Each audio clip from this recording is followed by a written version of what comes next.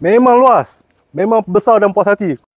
Okay guys, hari ni saya nak review sebuah rumah banglo corner lot di Rapat Setia, Ipoh untuk dijual dengan tanahnya berkeluasan 10,700 kaki persegi.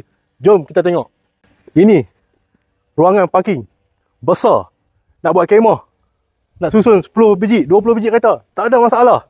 Memang luas, memang besar dan puas hati. Corner lot, freehold, non-bumi lot, itu yang paling penting. Lokasi di Jalan Padang. Nak tahu sebab apa dia nama dia Jalan Padang? Tu. Lokasi rumah di hadapan padang guys. Memang best. Kita masih ada laman lagi di sini. Memang besar juga. Boleh parking lagi kereta 2-3 biji di sini. Dan kita boleh pusing satu round.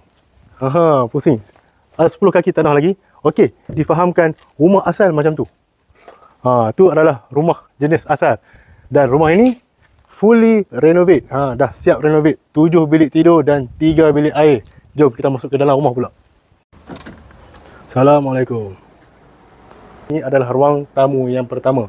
Memang besar dan selesa. Dan ini adalah ruang tamu kedua. Ini ruang tamu yang kedua rumah ini. Okey. Depan kita ada satu bilik. Bilik yang pertama.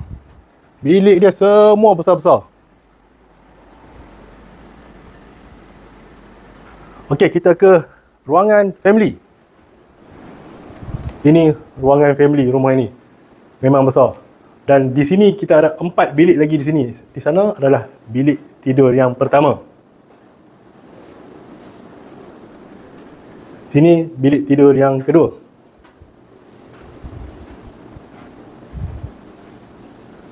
Sini bilik tidur yang ketiga.